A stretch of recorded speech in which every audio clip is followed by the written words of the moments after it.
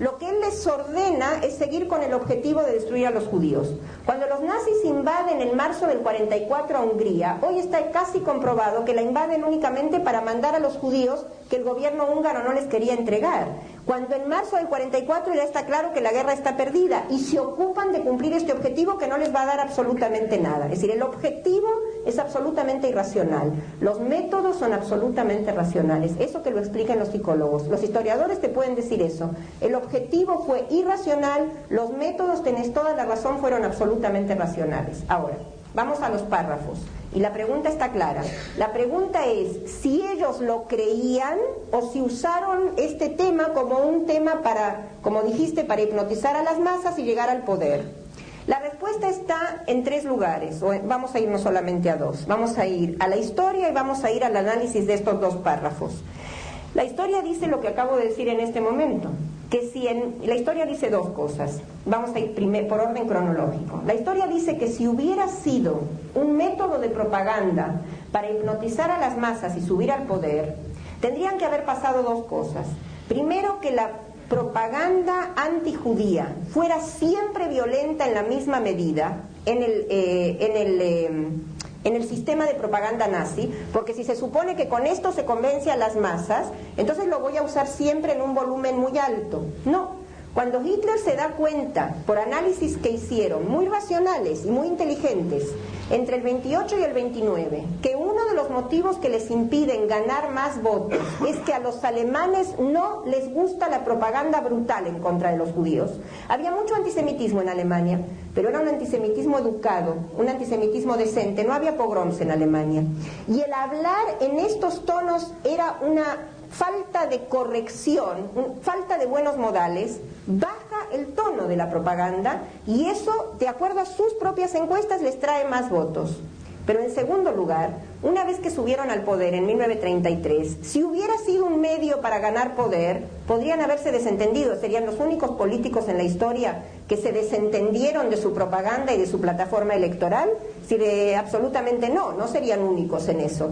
Y sin embargo se empeñan más y más, endoctrinan más, usan más terror, pero lo más interesante, cuando empieza el asesinato masivo de judíos, y vos lo dijiste, tratan de mantenerlo en el máximo de los secretos.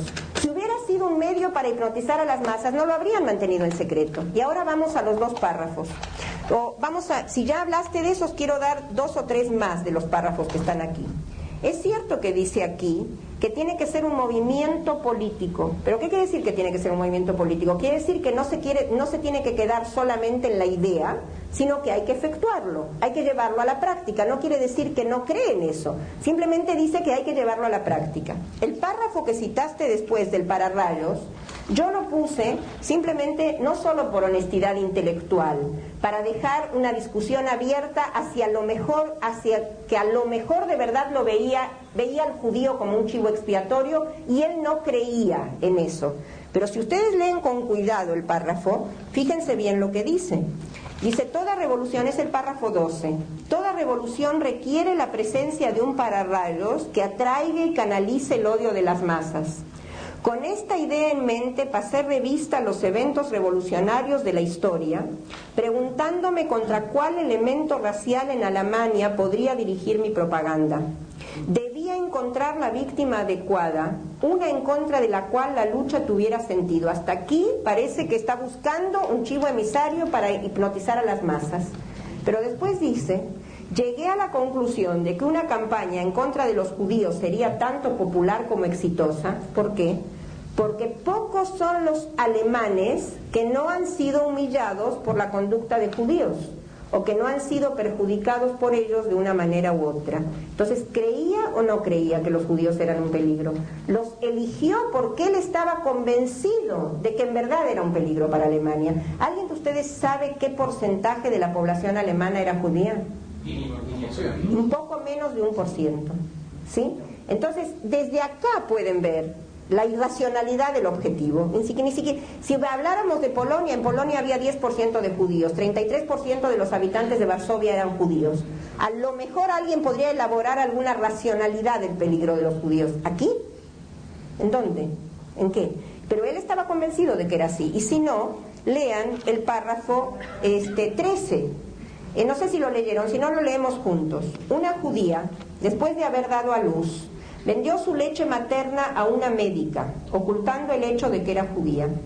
Con esa leche, niños de sangre alemana han sido alimentados en una clínica pediátrica.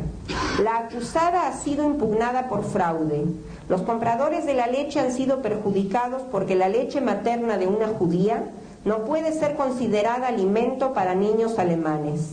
Sin embargo, no ha habido proceso formal para que los padres, que no están al tanto de los hechos, no sufran innecesariamente. Discutiré el caso en lo que concierne a sus aspectos de higiene racial con el jefe de salud del Reich. Esa carta se la manda el ministro de Justicia a Hitler en 1943, cuando la situación en el frente está desesperada. Y en eso lo ocupa. Si no lo creían, no se puede entender esto. Lo creían, aunque a nosotros nos cueste creer que lo creían. Ahora voy a las otras dos partes de tu pregunta brevemente. Primero, es cierto que cuando entendieron los judíos lo que iba a pasar, su actitud comenzó a cambiar. La cuestión es cuándo lo entendieron. No lo podían haber entendido antes de 1941, porque antes de 1941 los nazis tampoco habían decidido acerca de la solución final. Sabían que querían sacar a todos los judíos de Europa, pero por ejemplo les permitieron salir a los judíos alemanes hasta 1941. Si encontraban a dónde irse, que ese era el problema, se podían ir, no había a dónde ir. Se fueron 2/3. 2/3 de la población judía de Alemania se fueron. Los que no se fueron generalmente eran los más viejos, y había una gran proporción de viejos. No se fueron algunos que creían que estaban protegidos porque tenían menciones honoríficas de la Primera Guerra Mundial. Pero después del 41, ellos deciden que van a matar a todos los judíos en forma industrial, recién entre marzo y junio del 41. ¿Cómo podían saberlo los judíos antes? Ahora, es cierto que cuando los judíos en los guetos llegan a la conclusión de que esa es la solución, y no vamos a entrar ahora a analizar por qué fueron los jóvenes los primeros que se dieron cuenta, pero los primeros que se dan cuenta de que hay un plan de aniquilamiento de todos los judíos de Europa son los jóvenes.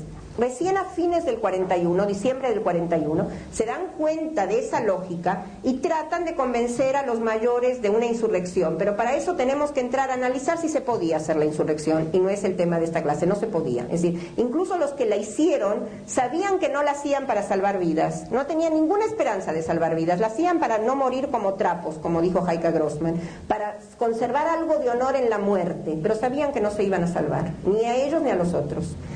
Ahora, el tercer tema de si es nuevo en la historia. ¿Por qué mataron los ingleses a los hombres en Paraguay? ¿Qué querían? ¿Lo preguntás? Sí, no sé. Paraguay se estaba convirtiendo en un gran polo de desarrollo en Sudamérica, y que ellos no querían competencia para sus productos. Pero lo económico también tuvo que ver con la liquidación de los judíos, fue un gran proceso de confrontación. Y aprovecho para decir lo último. Hitler hasta el final intentó liquidar a los judíos, y no lo pienso yo, me lo dijo un oficial de Estado Mayor judío de la época norteamericana. ¿Por qué esto de los trenes que se necesitaban para el frente? Dice, hay una sola explicación. Hitler tenía dos guerras, una guerra contra nosotros y una guerra contra los judíos. Contra nosotros él sabía que no podía hacer nada, pero quería ganar la guerra contra los judíos.